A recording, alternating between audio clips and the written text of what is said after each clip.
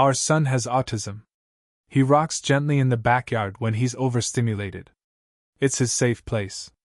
One day, we found a sign hung on the fence from our neighbor's side. This isn't a zoo. Stop staring. My son stopped going outside. Weeks later, I saw her hosting a neighborhood mixer, pointing at our house, laughing with guests. A friend sent us a video. She called our home the circus tent. My wife cried for hours. But what she didn't know, we sent that clip to her employer, and her husband, and her son's school. I don't post a lot. I'm more of a reader. But I needed to get this out somewhere because it's been eating me alive. Maybe someone else out there will get it. I live with my wife and our son, Jake, just outside Columbus, Ohio. It's one of those small neighborhoods with American flags on porches, kids riding bikes till sunset, potluck parties. You get the idea? When we bought the house 5 years ago, it felt perfect. Good schools, quiet streets. A place where we could breathe a little easier. Jake is 8 now. He's autistic. He's the best kid I know, smart as hell, kind, funny in ways you don't expect. But life is a lot for him sometimes. Loud noises, too many people, too much movement, it gets overwhelming fast. When that happens, Jake rocks back and forth. Always has. His therapist explained it to us early on. It's how he calms himself. It's natural. It's good. So we made him a spot outside. A place that's just his. There's this big old oak tree at the edge of our backyard. Underneath it, we set up a bench and some cushions. Hung some wind chimes. Nothing fancy. Just something quiet where he could sit, rock, and watch the world without the world watching him back. For 2 years it was fine. People could see him if they looked, sure. But it wasn't like he was hurting anyone. He wasn't loud. He wasn't bothering a soul. Then about 3 months ago, everything changed. It was a Sunday. I was grilling burgers out back. Jake was on his bench, rocking a little, humming under his breath. That's when I saw it. Something stuck to the fence between our yard and our neighbor Lisa's. It was a sign. Big, ugly, written in black marker. This isn't a zoo. Stop staring. I stood there staring at it for a long time, not even processing. The sun was beating down on the stupid poster board. The words felt like they were burned into my brain. It wasn't even Jake who was staring at them. He was facing the oak tree. It was like my legs moved on their own. I marched over, ripped the sign down so hard I nearly took a piece of the fence with it. My hands were shaking. I balled the sign up and threw it into the garbage without even looking at Jake. I didn't want him to see it. I didn't want him to ask. But kids are smart. Smarter than we give them credit for. He came up behind me, soft voice. Daddy, did I do something wrong? I swear to God, I almost dropped right there on the kitchen floor. We told him no. Of course not. That he's perfect exactly how he is. We told him the neighbor made a mistake. We told him it wasn't about him. We said all the right things. But after that day, Jake stopped going outside. He stopped sitting under the tree. He stopped rocking in the sun. He stayed inside, glued to the couch or hiding in his room. It hurt to watch. It killed something in me a little bit every time I saw him peeking out the window, then pulling the curtain closed. Lisa never came over to explain herself. No note. No knock on the door. Nothing. The days turned into weeks. Then one Friday night, something else happened. I was sitting on the couch half watching a baseball game when my phone buzzed. It was a message from Kevin, a friend of mine from a few streets over. Dude, you're gonna wanna see this. He sent a video. It was shaky, taken from across a yard. It showed Lisa in her backyard hosting some kind of wine party. Little tables, string lights, the whole fake fancy look. About a dozen people standing around sipping drinks and laughing. And then Lisa, wine glass in hand, big loud voice, pointed toward our house. She said, "That's the circus tent, everyone. You can watch the freak show from here." and everyone laughed. Hard. Not the awkward kind of laugh where people feel uncomfortable. No. This was real, ugly, deep-down laughter. The video ended there, but it played over and over in my head. I sat frozen on the couch, staring at the screen, replaying her voice. Circus tent. Freak show. It felt like someone had reached inside me and crushed my heart in their fist. My wife walked into the room and saw my face. She didn't even say anything. Just sat down next to me. I showed her the video. She didn't scream. She didn't curse. She just covered her face with her hands and cried. And cried. And cried. That night I didn't sleep. Neither did she. All I could think about was Jake, hiding away in his room, too scared to step into his own backyard because of a woman who saw him as less than human. Because to her, my little boy was something to laugh at. Something to point at like he wasn't real. Something inside me snapped. I realized something. I wasn't going to sit back and be the bigger person. I wasn't going to swallow it and rise above. People like Lisa count on that. They count on decent folks to stay quiet so they never have to face the mess they make. Not this time. I wasn't going to yell at her. I wasn't going to slash tires or throw punches. No. I was going to hurt her the way she hurt us.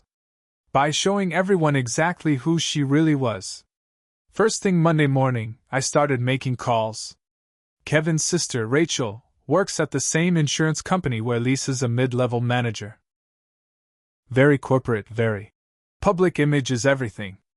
I didn't even have to explain much. Just told Rachel, "There's something HR should see," and sent the video.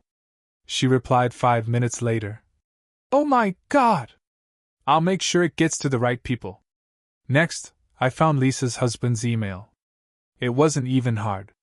Their family had posted in the HOA directory months ago about neighborhood safety initiatives, and left all their info wide open.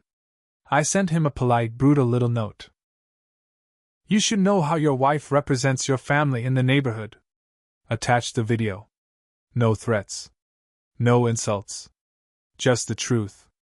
And then, for the final touch, I joined the private Facebook group for her son's high school. Her kid, Adam, is a junior. Big football guy. Captain of the team. Whole life planned out around scholarships and recruiters. I didn't post anything nasty. I just posted the video with a simple caption. "This is how one of our neighbors treats children with special needs." And then I logged out. I didn't refresh. I didn't check for comments. I let it burn on its own. By that evening, the ground was shifting. Tuesday morning, we noticed Lisa's husband wasn't home. Her usual SUV wasn't parked neatly in their driveway. Instead, there was a rental truck backed up awkwardly, half across the grass. Boxes were getting loaded up. Clothes. Lamps. Furniture. It wasn't just him moving out either. It was him leaving. One of the other neighbors, someone we trusted, sent us a message. Word is, he's staying at his brother's place. Said he didn't know the half of it. Said if she could treat a little boy like that, he didn't want to find out how she talked about him behind his back. Another neighbor told us the company HR was conducting an internal review about Lisa's behavior. And Adam? His name started disappearing from posts. First the Player of the Week features, then the fundraiser drives. He stopped showing up in pictures. Someone said the coaches pulled him aside. Told him recruiters were getting nervous about public image concerns. But it didn't stop there. Lisa started walking around with her head down. She didn't wave at anyone anymore. When she tried to hold a damage control cookout, offering free wine and an apology for any misunderstandings, only 3 people showed up. The same ones who had laughed loudest at the circus tent joke. The worst ones stayed loyal. The decent ones kept their distance. A week later, a different neighbor, Mrs. Green, 2 houses down, came over with a pie. She's older, one of those ladies who bakes when she doesn't know what else to do. She set the pie down on our table, patted my wife's hand, and said, "I'm sorry. I'm sorry I didn't say something when I heard her before. I should have. You're good people. Jake is a beautiful boy. You didn't deserve any of this." My wife cried again, but it was different this time. Not broken. Something like relief. But it wasn't over yet. One afternoon, about 2 weeks later, I caught Lisa standing at the property line. No sign this time. No fake smile either. She was just staring at our backyard. Jake's bench was still there, untouched. The trees swayed gently above it. The wind chimes made soft music every time the breeze came through. I walked outside. I didn't say a word. Lisa opened her mouth like she wanted to apologize maybe, or to spit something nasty, but no words came out. Instead, she just turned and walked back into her house, slamming the door so hard the windows rattled. But here's the real kicker. 2 days after that, Kevin sent me another video. Different setting this time, the parking lot of the insurance company downtown. Lisa was arguing with someone, loudly, desperately, in front of glass doors where half the employees could see. Rachel said later they didn't just suspend Lisa. They fired her. No severance. No glowing recommendation. Officially, they called it misconduct detrimental to the company's reputation. Unofficially? Everyone knew. Everyone saw the video. Everyone saw the woman who mocked a disabled child for fun. And Jake? Jake still hasn't gone back outside yet. We tell him every day that the backyard is his. That he's safe. That no one can ever make him feel small again. But trauma doesn't vanish just because the villain gets punished. We're working on it. Together. We're rebuilding his bench. We're adding a second swing. We're planting sunflowers all around the oak tree. We want him to know, the circus tent they laughed at? It was never our house. It was always them. I thought it was over after Lisa lost her job. After her husband left. After her son's football dreams started falling apart. But I should have known better. People like her? They don't just take their beatings and move on. They look for someone else to blame. It started small. One morning, I found trash thrown over our backyard fence. Not a lot, just a handful of crumpled fast food bags, crushed soda cans. At first, I thought maybe it was just kids being stupid. Then it kept happening. Every damn morning. Piles of garbage, sometimes broken glass, sometimes used paper plates, dumped right where Jake used to sit. It wasn't hard to figure out who was doing it. Lisa's security camera pointed straight at our yard. It wasn't there before. It showed up right after she got fired. Not even pretending anymore. Watching us. Trying to intimidate us. Trying to push us out. My wife was terrified. She didn't want Jake outside at all now, not even with us out there.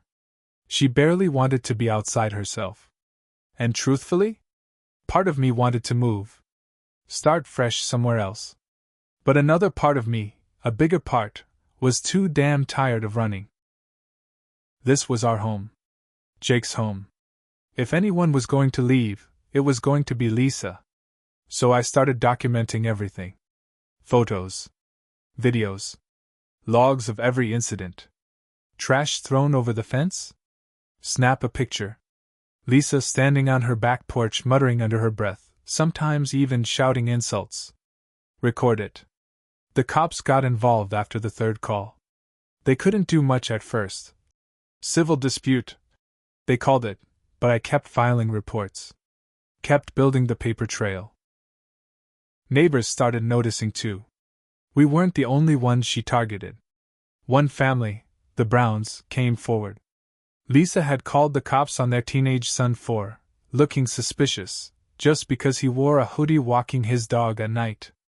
Another family said she slipped a nasty note into their mailbox about bringing down property values because their front yard had too many toys. Lisa wasn't just cruel to us. She was rotten clear through. Then the twist I didn't see coming. One evening, Kevin dropped by with some news. Apparently, Lisa had been telling anyone who would listen that we had ruined her life. That we were the reason her marriage was over. That we were the reason her son's football future was tanked.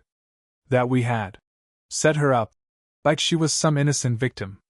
Word had gotten around to a few of her old drinking buddies, the ones from the wine parties. A few of them were dumb enough to believe her. And now rumors were flying. Ugly ones? People whispering that we were vindictive. That we targeted her for a harmless joke. It made my stomach turn. It wasn't just Lisa anymore. It was the old poison, spreading again. Jake still didn't know the details. We tried to keep him sheltered from it. But kids feel things. He knew something wasn't right.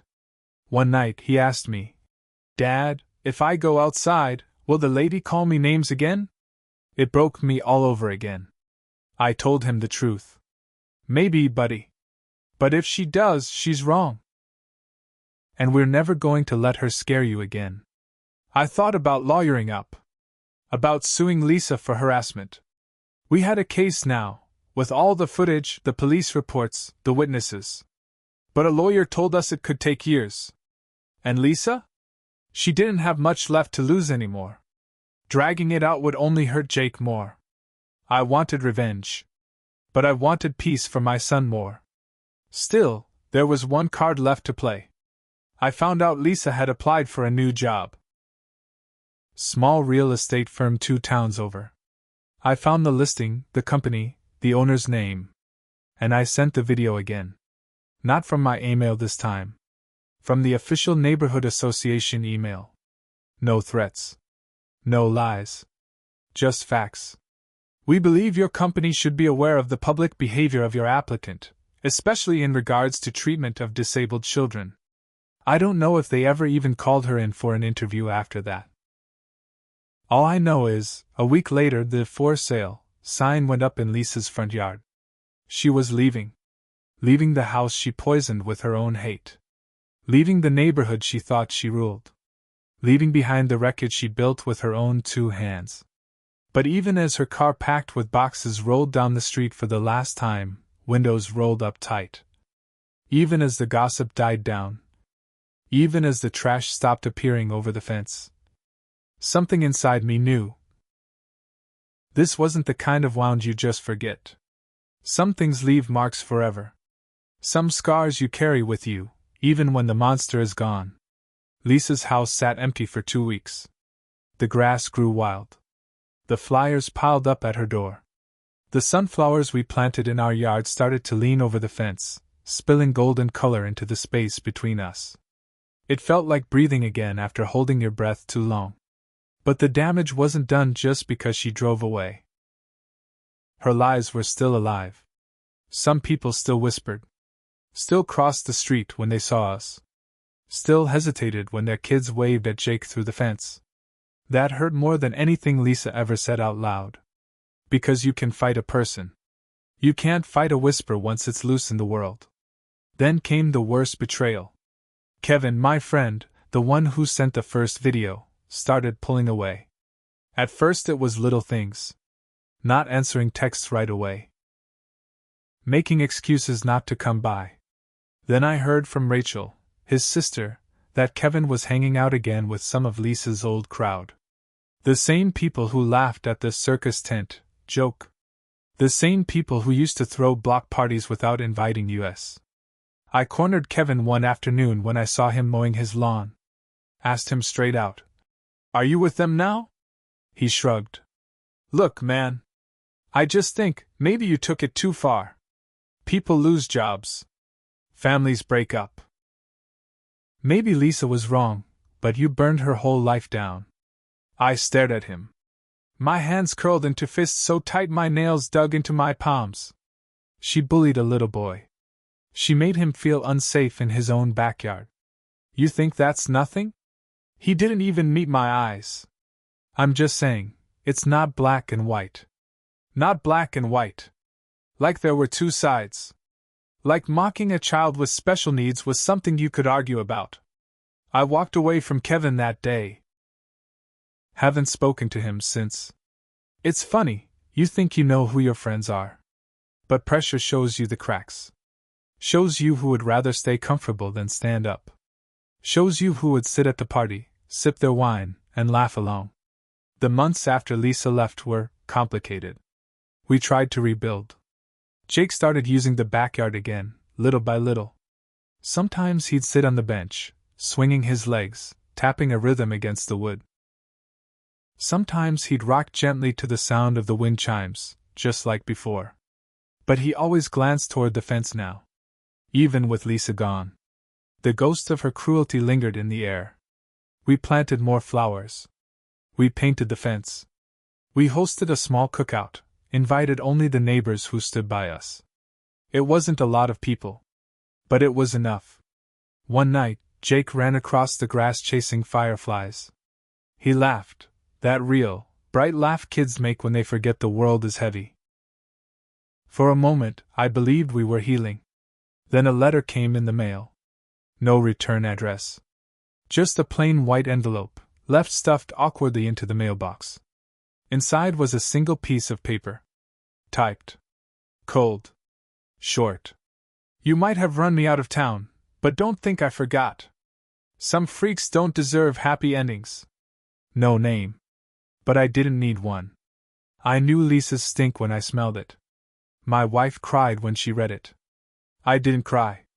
I just got very, very still inside. The thing is, Lisa might have left the neighborhood. But she hadn't left us alone. She wanted us to be scared. Wanted us to look over our shoulders forever. Wanted Jake to grow up thinking he was something wrong. Something to be hidden. Something to be ashamed of. And that I couldn't allow. Not ever. I sat at the kitchen table for a long time with that letter in front of me. My wife wanted to call the police. File another report. Start another case. But what would it change? Lisa was already gone. The police couldn't arrest someone for a letter with no proof. I realized something that night. Lisa didn't need to live next door to poison our lives. She just needed to live rent-free in our heads. And she had been. She still was. I made a decision.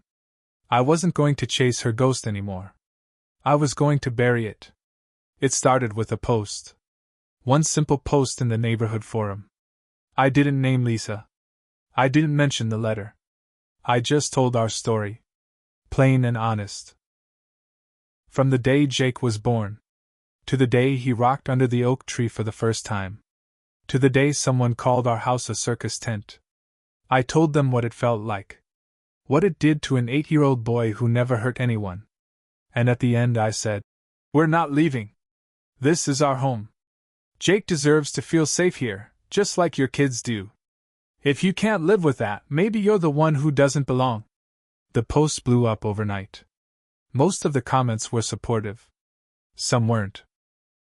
Some said things like, "Both sides made mistakes. It's time to move on. Don't drag the neighborhood into drama." Those ones stung more than I expected. But I let it sit. Let them show who they really were. Let people pick their side. A week later, we threw a backyard party. Not a cookout. Not a block party. A real celebration. We called it Jake's Day. Big bright balloons. Tables covered in crafts and games. A banner that said, "Everyone deserves to feel safe at home." I sent invites to every single house in the neighborhood. Even the ones who whispered. Even the ones who turned their backs. Come if you want. Don't if you don't. No pressure. The morning of Jake's Day, I stood by the oak tree, feeling sick. What if nobody came? What if the whispers won? But then, one by one, they came. The Browns showed up first, their kids running ahead with wrapped gifts for Jake. Then Mrs. Green with a whole wagon full of cupcakes. Then Rachel. Then the Taylors. Then the Levines. A slow trickle that grew into a river. Smiles. Hugs. Laughter. For every house that stayed dark and silent, there were 3 more who showed up. Jake's face when he saw all the people there for him? I'll carry that moment with me to my grave. Pure light. Pure joy.